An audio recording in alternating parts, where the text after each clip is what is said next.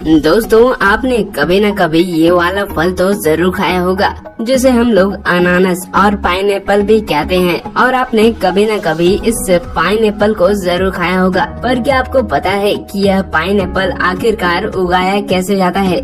आखिरकार इसकी खेती कैसे की जाती है? तो चलिए दोस्तों, इस वीडियो में आज हम आपको बताएंगे पाइनएप्पल की खेती कैसे की जाती है। एप्पल के पौधों को लगाने के लिए रेतीली मिट्टी की आवश्यकता होती है, क्योंकि ये कैक्टस नाम की प्रजाति का फल होता है जिसके ऊपर कांटे लगे होते हैं। तो सबसे पहले जिस मिट्टी में पाइनएप्पल को उगाना होता है, उस मिट्टी पर ट्रैक्टर से अच्छी तरह जुताई की जाती है और खरपतवार को भी काट छाट कर अलग किया जाता है। जुताई करने के बाद उस खेत में पॉलीथीन की काली थैलियाँ बिछाई जाती है।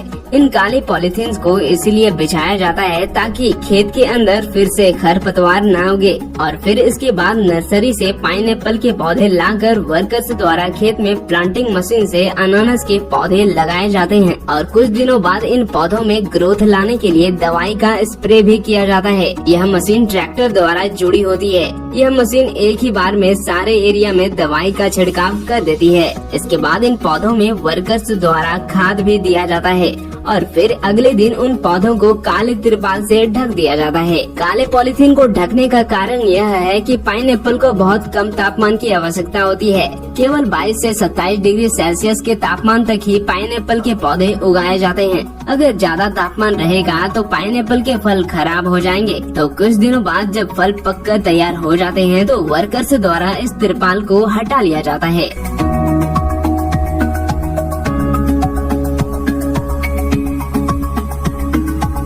और इसके बाद फलों को वर्कर्स द्वारा हाथों से तोड़कर टोकरी में इकट्ठा कर लिया जाता है।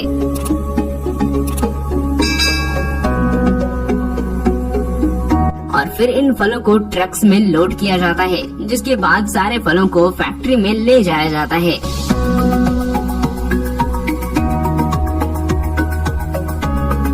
यहाँ फैक्ट्री में इन्हें कन्वेयर बेल्ट द्वारा गर्म पानी से भरे टैंक में डाला जाता है ताकि इन फलों पर लगी गंदगी और कीटनाशक दवाइयाँ धुल जाए।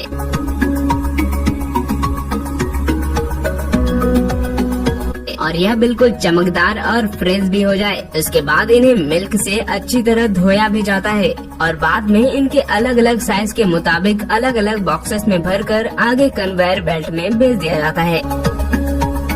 उसके बाद सारे फलों की क्वालिटी चेक करके इन्हें बॉक्सेस में इकट्ठा करके फिर में इनको ट्रांसपोर्टेशन के जरिए मार्केट में बिकने के लिए भेज दिया जाता है।